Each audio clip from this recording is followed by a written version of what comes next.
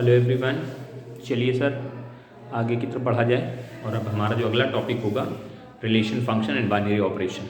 Relation, function and binary operation, तीन topic हैं। Relation अलग है, फंक्शन अलग है, बाइनरी ऑपरेशन अलग है। चैप्टर एक ही है, लेकिन तीनों चीज़ों को हम धीरे धीरे करके समझने की कोशिश करेंगे और आराम से समझेंगे, है ना।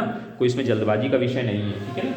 तो ऐसा सबसे पहले बात करते हैं रिलेशन की, है ना। रिलेशन जैसे हमने कहीं ऐसे लिख दिया 5 10 से छोटा होता है। हाँ सर, छोटा होता है, रिलेशन है। ये क्या एक रिलेशन है, हमने कहीं ऐसे लिख दिया y square is equal to x, एक रिलेशन है। हमने लिख दिया x is equal to y square या x की power 4 is equal to y square, कुछ भी लिख दिया इस तरह से। ये सब क्या रिलेशंस हैं, इन सबको हम रिलेशन बोलेंगे। क्या बोलेंगे? रिलेशन है, कुछ भी। तो अब रिलेशंस के बारे में जरा बात करते हैं, क्या बताएंगे। तो इस चैप्टर में जो रिलेशन को पढ़ेंगे, आपने 11th में पढ़ा था रिलेशन, याद होगा आपने थोड़ा बहुत। नहीं पढ़ा है तो फिर भी आप कोई बात नहीं, आपको शुरुआत से लेके चलना है, परेशान ना होना। ठीक है, रिलेशन के कॉन्सेप्ट को समझने के लिए सबसे पहले लोग कार्टेशियन प्रोडक्ट ऑफ सेट समझते हैं। कार्टेशियन कार्टेशियन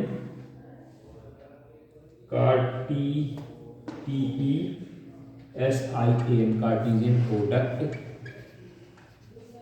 ऑफ सेट्स, पहला टॉपिक है। इसको बहुत अच्छे से समझिए, छोटा सा है, इत्मीनान से आराम से धैर्य से समझेंगे तो समझ में भी आ जाएगा और हो भी जाएगा अच्छे से, कोई दिक्कत वाली बात नहीं। कार्टेशियन प्रोडक्ट ऑफ सेट क्या है? If A and B are two non empty set, if capital A and capital B are two non empty set, non empty set, two non empty set, then B define the Cartesian product, then B define Cartesian product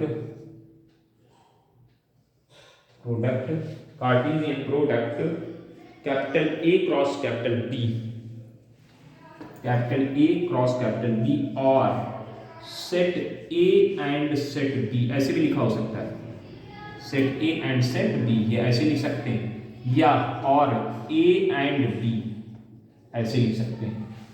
अगर कहीं ये तीनों शब्दों में से कुछ भी, तो आपको उसका मतलब कार्टेशियन प्रोडक्ट है, ठीक है। Is equal to a set of ordered pair यानी A comma B, ordered pair, set of ordered pair A comma B such that A belongs to capital A and B belongs to capital B. इस तरह से बात बनाई है। अभी समझ में नहीं आई हुई डेफिनेशन की, क्या बकवास लिख दी सर, आप समझते हैं। A and B are two non empty set, let A is equal to A B C and B is equal to 1 2, ये ए और बी हो गया, दो सेट हो गए, दो नॉन एम्प्टी सेट है। Then we define the Cartesian product A cross B, then we define the Cartesian product A cross B. A cross B कैसे निकालते हैं जरा समझना। A comma B comma C, ये पहला ए लिख दिया, क्रॉस लगा दिया, बी लिख दिया। कैसे क्रॉस कराते हैं कि ऑर्डर पेयर बनेंगे, जो ऑर्डर पेयर का पहला एलिमेंट होगा वो ए का होगा, दूसरा एलिमेंट बी का होगा। तो हमने इसके पहले एलिमेंट को इसको उठाया, इसके साथ सबके साथ ऑर्डर बना दिया, ए को लिया, इसके साथ ऑर्डर बनाओ, क्या बनेगा? ए कॉमा 1, ए कॉमा 2, फिर इसका ऑर्डर ये पकड़ो, बी कॉमा 1, फिर इसको इसके साथ बी कॉमा 2, फिर सी को पकड़ो, सी को इसके साथ लिया, सी कॉमा 1, फिर सी को 2 के साथ लिया, सी कॉमा 2। तो ए सेट ऑफ ऑर्डर्ड पेयर बन गए। इन ऑर्डर्ड पेयर का जो पहला एलिमेंट है, देखो वो ए का है कि नहीं है? पहले पहला एलिमेंट यानी स्मॉल ए बिलोंग्स टू कहाँ? कैपिटल ए में। देखो पहला एलिमेंट ये है, स्मॉल ए कहाँ बिलोंग कर रहा है? देखो कैपिटल ए में बिलोंग कर रहा है, कैपिटल ए में बिलोंग कर रहा है। स्मॉल बी कैपिटल बी ए में बिलोंग कर रहा है, कैपिटल ए में बिलोंग कर रहा है, कैपिटल ए में बिलोंग कर रहा है, कैपिटल। और जो दूसरे एलिमेंट है वो कहाँ बिलोंग कर रहे हैं? Capital B. ये डेफिनेशन है और उसके अकॉर्डिंग ये आपका कार्टेशियन प्रोडक्ट करने का एक एग्जांपल आपके सामने रखा गया। उम्मीद है, विश्वास है कि बात समझ में आ गई है। मतलब आपको क्या करना है, दोनों सेट लिख लेने हैं और लिखने के बाद एक एलिमेंट को पकड़ो, दूसरे वाले सेट के सारे एलिमेंट से ऑर्डर पेयर बना दो। ए का 1 के साथ ए 1 कामा लगा के ऑर्डर पेयर, ए का 2 के साथ ए कॉमा 2 ऑर्डर पेयर, फिर बी को पकड़ो, बी का 1 के साथ, बी का 2 के साथ, फिर सी को पकड़ो, सी का 1 के साथ, सी का 2 के साथ। ये क्या हो गया?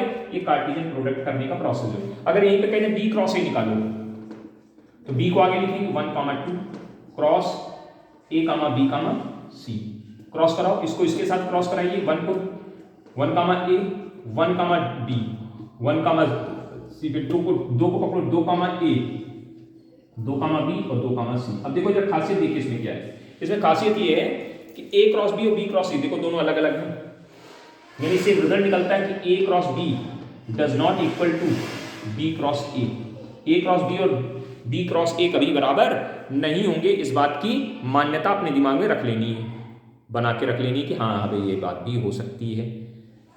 आपके सामने एग्जाम्पल के तो ये डेफिनेशन हो गई और उसके अकॉर्डिंग ये बात वार्ता आपके सामने रख दी है ना। कोई इसमें दिक्कत सिक्कत हो तो बता दें, नहीं बताएंगे तो ना बताओ भाई। अब एक एग्जाम्पल कर देते हैं, समझा दिया है, एग्जाम्पल करके दिखा दें तो आपको कार्टेशियन प्रोडक्ट नाम की जो शिकायत हो खत्म हो जाए। फिर आगे बढ़ें, आराम आराम से चलिए, तो कोई जल्दबाजी नहीं है, क्योंकि आपको तो समय से सब कुछ हो ही जाएगा और हो ही आया है, थोड़ा सा बचा है, इसलिए परेशान ना हो, है ना। कुछ लोग मैसेज धड़ से मारने लगते हैं कि सर वीडियो भेज दीजिए। आपको इतनी बार हमने बताया कि हमारे पास कितनी समस्याओं के साथ हम इस समय काम कर रहे हैं, लेकिन आप नहीं समझोगे। चलिए कोई बात नहीं, तो आपका अपना करें। देन फाइंड ए क्रॉस बी। एक तो मतलब ए दे दिया, बी दे सी, अब क्या क्या पूछना है, ए क्रॉस बी निकालो, ए क्रॉस सी निकालो, दूसरा क्वेश्चन। तीसरा कह रहे हैं बी क्रॉस ए निकालो, चौथा क्वेश्चन बी क्रॉस बी निकालो। ठीक है, इतनी बातों में अब आपको काफी कुछ समझने को भी मिल जाएगा और सीख भी जाएंगे। आइए सर ए क्रॉस बी, देखो ध्यान से, ए क्रॉस बी हमने अभी आपको कराया था, यही तो क्वेश्चन था जो हमने अभी कराया था, वो यही क्वेश्चन तो था।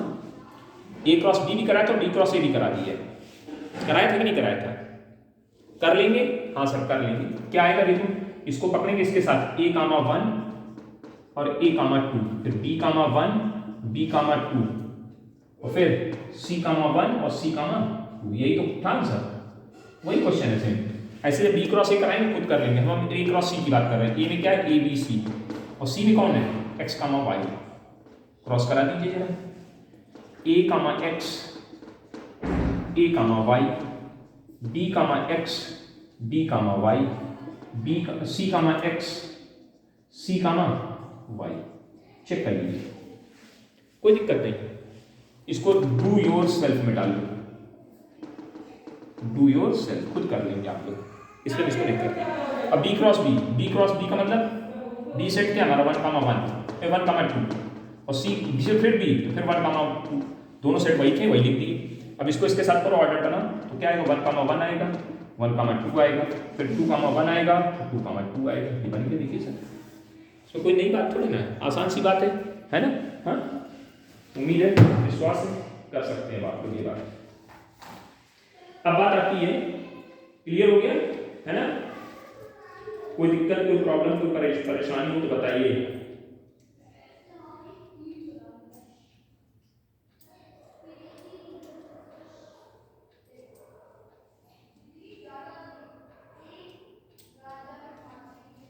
अब आइए सर, आगे की बात तक समझते हैं। इतनी बात समझ में आ गई? हाँ सर। अब जरा सुनिए, लिखा पढ़ी का थोड़ा सा काम है। क्या, relation from A cross B, relation from set A and set B, या ए क्रॉस बी, ऐसे भी लिख सकते हैं। ये बात है, क्या बताया जा रहा है, सुनिएगा ध्यान से। हम पहले आपको डेफिनेशंस लिख रहे हैं, समझिएगा पहले। Let capital A and capital B are two non empty set, two non empty बताया जा रहा, मतलब इम्पटी नहीं होने चाहिए, non empty set, two non empty set, then a set capital R is said to be a relation from set A and from set A to set B, या to लगाइए, and ना लगाइए, to set B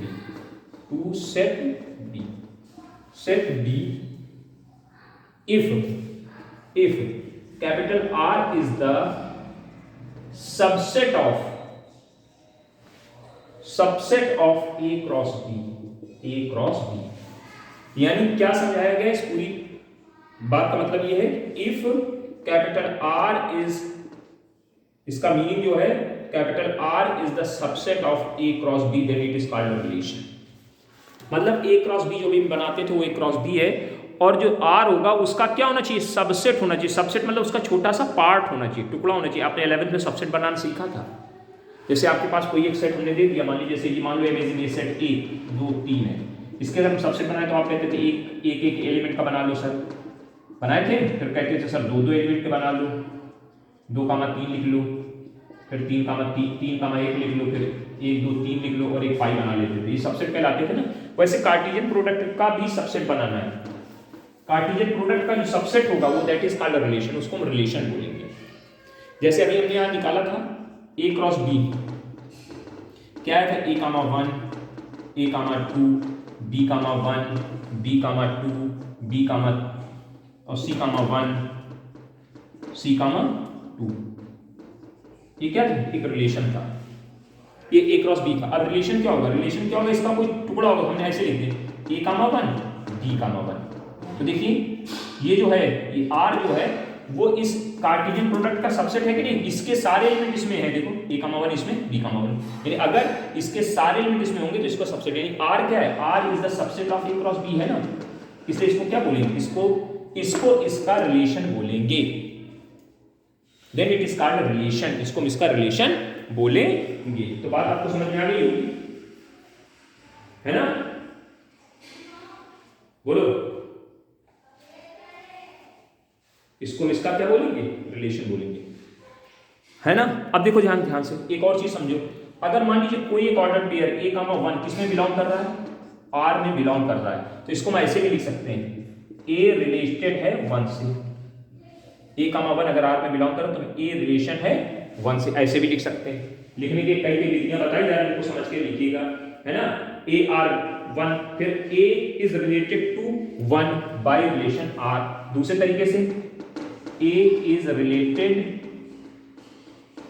to 1 by relation capital R, ऐसे भी लिख सकते हैं। इतना बड़ा ना लिख के ऐसे लिखा जाता है। तो ये लिखने की कुछ विधाएं बताई जाएंगी जो आपको आगे मिलेंगी, तो आप परेशान होने के सर ये क्या, ए आर 1 का मतलब ये लिखा हुआ है। ए और 1 एक ऑर्डर पेयर जो एक रिलेशन, किसी एक रिलेशन नाम का एक सेट है उसमें बिलोंग कर रहा है। कंफर्म हो गई बात, कंफर्म हो गई। तो ये रिलेशंस हो गए। अब आइए सर बात आती है number of relation. How many numbers of relation, कितने नंबर ऑफ रिलेशंस बनेंगे, उनके बारे में जानकारी जान लीजिए। मतलब जैसे मान लीजिए, अब आइए सर अगला टॉपिक जो हमारा है नेक्स्ट टॉपिक है number of relation from A to B. Number of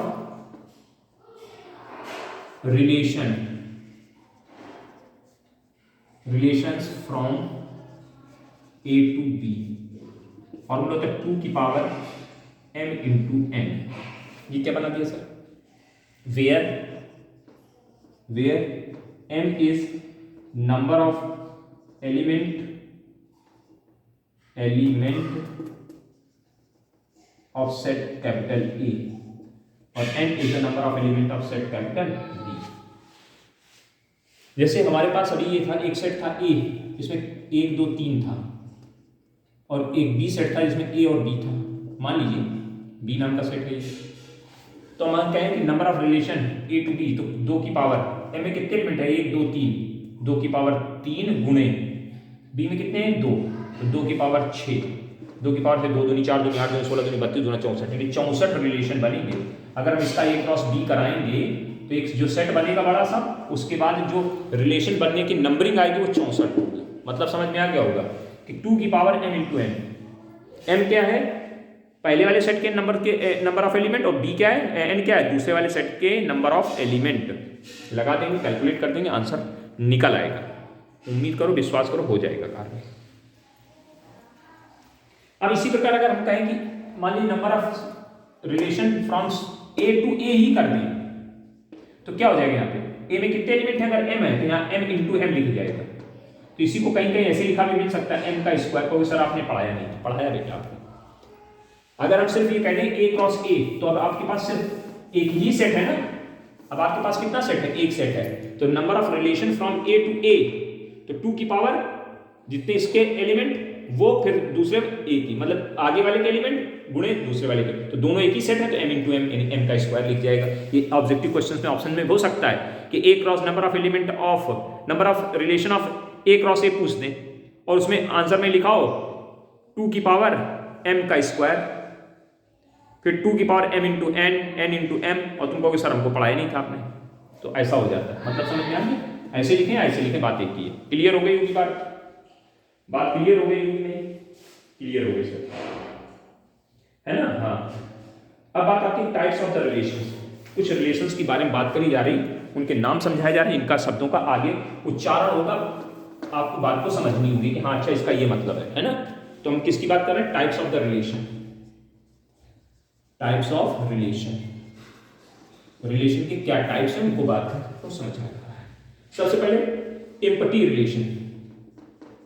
empty relation, इसी को वाइड भी बोलते हैं, wide relation. A relation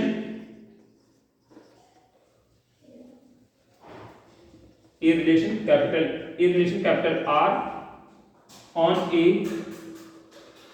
a set capital A is called empty relation. Empty relation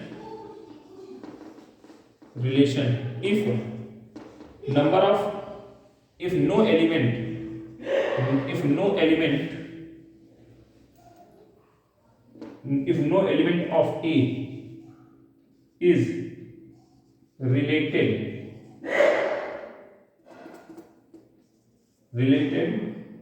to any element of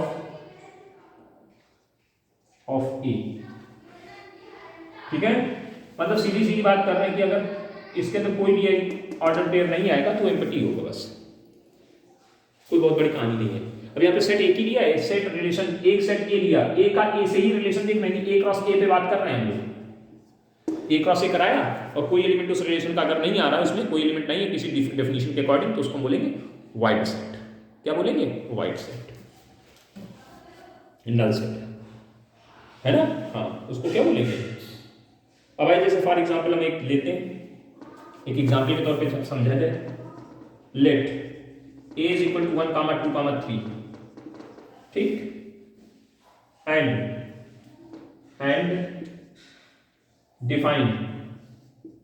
define capital R is equal to a comma b such that a minus b is equal to 12। ठीक है,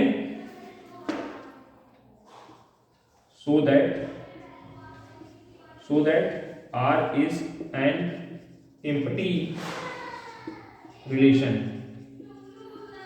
R is empty relation on set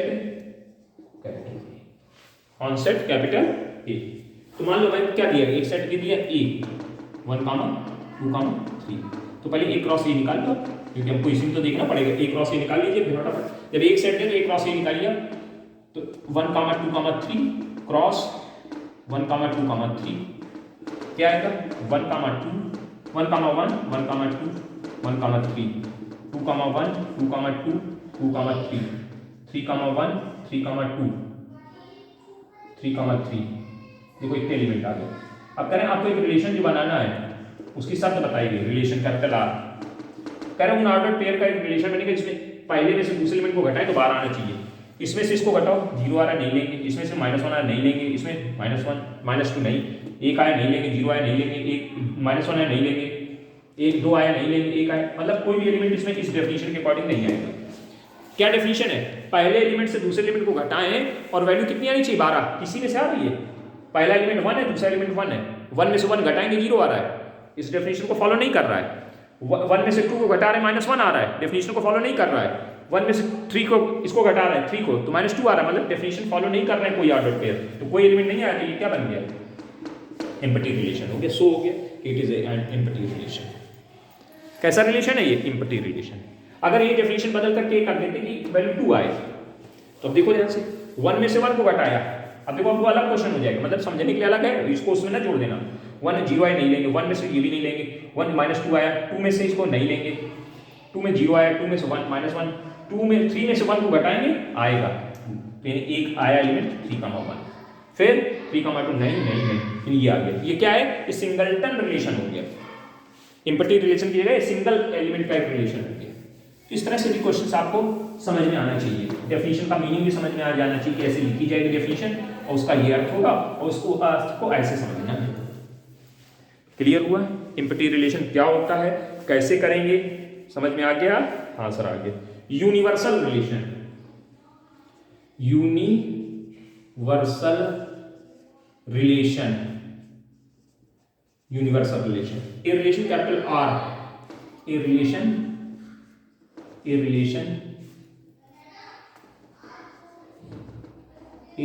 capital R on the set capital A, on the set capital A is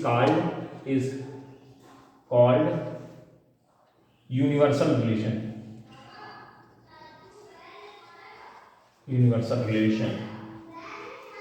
if each element of capital A is related to every element of A, ठीक है? यानी R अगर A cross A के बराबर आ जाएगा, मतलब जितने element A cross A में हो वही अगर उस रिलेशन में है तो वो यूनिवर्सल रिलेशन कहलाएगा। जैसे हमने मान लीजिए लिखा A क्रॉस B की वैल्यू मान लो ये लिख ली 1,1 1,2 1,3, ठीक है? ज़्यादा बड़ा हो जाएगा, यहाँ 2,1 कर ले, 2,2 कर लेते, 2,3, बस 2 एलिमेंट लेके कर लिए, 1 2, ठीक है? तो अब हमारा एक मान लो अगर हम कोई रिलेशन ये लिखें कि 1,1 1,2 2,1 2,2, तो देखो इसके सारे एलिमेंट इसमें है ना A क्रॉस A में, तो ये कैसा रिलेशन कहलाएगा? ये यूनिवर्सल रिलेशन कहलाएगा। उम्मीद है समझ में आ गई होगी, इतनी बात में कोई समस्या तो विषय नहीं है। अब कोई सर जैसे मान लीजिए इसका कोई एग्जाम्पल दीजिए, तो एग्जाम्पल हम दे दे रहे हैं, करेंगे। एग्जाम्पल है let A is equal to 1,2 1,2, A हमारा क्या 1,2 नाम का है, and capital R define capital R is equal to A, B such that A plus B is greater than 0, A plus B की वैल्यू 0 से बड़ी होनी चाहिए। तो देखो भैया R कैसे बना, टू ऑर्डर पेयर को लेकर बनाना है जिसमें दोनों का सम 0 से बड़ा होना चाहिए। इसको देखो 2 आया इसमें आएगा, 3 आया 4 आया, कैसा सेट है? यूनिवर्सल सेट है, सेट हो गया। नहीं समझ में? यूनिवर्सल सेट की डेफिनेशन क्लियर हुई कि नहीं? दिमाग में घुसी कि नहीं घुसी, बताओ आपने, है ना? इस तरह से आप यूनिवर्सल सेट बोल देंगे, है ना? इसको क्या बोल देंगे? यूनिवर्सल सेट बोल देंगे। बस बातों को समझिए, थोड़ा सा प्रयास करिए, सब समझ में आ जाएगा। है कुछ नहीं, नथिंग मतलब समझदार है कि कुछ भी ना समझ में आएगा। आगे सुनिए अगला बात। तो तीसरा आइडेंटिटी रिलेशन, कौन सा रिलेशन? Identity relation. इन सब रिलेशंस के नाम बताए जा रहे हैं, जरूरत पड़ेंगी इसलिए नाम समझाए जा रहे हैं, है ना? A relation capital R on the set capital A is called identity relation. फिर वही डेफिनेशन लिखनी है, डेफिनेशन को एक बार मिटा देते हैं, याद आता है कि मिटाए। A relation capital R on a set capital A is called, ठीक है, आइडेंटिटी रिलेशन। कैसा relation? Identity relation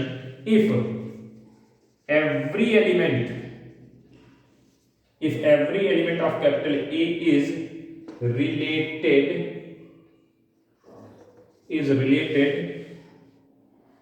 related only to itself, यानी कैपिटल R में अगर कोई ये A, such that A belongs to A, ये है आइडेंटिटी रिलेशन। मतलब उन ऑर्डर्ड पेयर का सेट जिनके दोनों एलिमेंट सेम हो। जैसे हमने कहा एक हमारे पास ए है 1,2, अब हम ए क्रॉस ए करा लेंगे सर। क्या आएगा 1,1 आएगा, 1,2 आएगा, 2,1 आएगा, 2,2 आएगा। तो आइडेंटिटी रिलेशन क्या, कैपिटल आर 1,1 और 2,2, ये जो रिलेशन है ये आइडेंटिटी रिलेशन है, क्योंकि इसके देखो दोनों एलिमेंट सेम है। ठीक है ना, दोनों एलिमेंट कैसे है, सेम है, इसको आइडेंटिटी रिलेशन बोलते हैं। आराम से समझ गए होंगे, कोई दिक्कत वाली बात नहीं होगी, है ना। Identity relation, identity relation. अब उम्मीदें हैं कि आपको ये बातें समझ में आने लगी होंगी कि कब आइडेंटिटी है। अब 3 रिलेशन और जो आपको समझने वो इंपॉर्टेंट रिलेशंस हैं, उसकी श्रृंखला में हम लोग आगे की तरफ बढ़ने का प्रयास करेंगे, है ना। पहले बात आप समझ लिया, आइडेंटिटी रिलेशन तक बातें क्लियर हो गई, इसमें कोई समस्या वाली बातें नहीं है। तो रिलेशन का ये जो टॉपिक था, पहला टॉपिक आपको हमने क्या बता दिया, कार्टेशियन प्रोडक्ट बता दिया। ठीक है, अब कार्टेशियन प्रोडक्ट के बाद फिर आपको रिलेशन के डेफिनेशंस बता दी गई, रिलेशंस में नंबर ऑफ रिलेशंस कितने बनेंगे वो बता दिए गए, आइडेंटिटी रिलेशन, यूनिवर्सल रिलेशन है, वाइड रिलेशन, ये क्या होते हैं आपको बताया। अब अगले टॉपिक में हम जो पढ़ेंगे वो हमारे टॉपिक है reflexive, transitive and symmetric relation. Reflexive relation, transitive relation and symmetric relation और इक्विवेलेंस रिलेशन हमारे अगले वीडियो में आपको ये बताया जाएगा। तब तक के लिए धन्यवाद, बने रहिए, लगे रहिए, करते रहिए।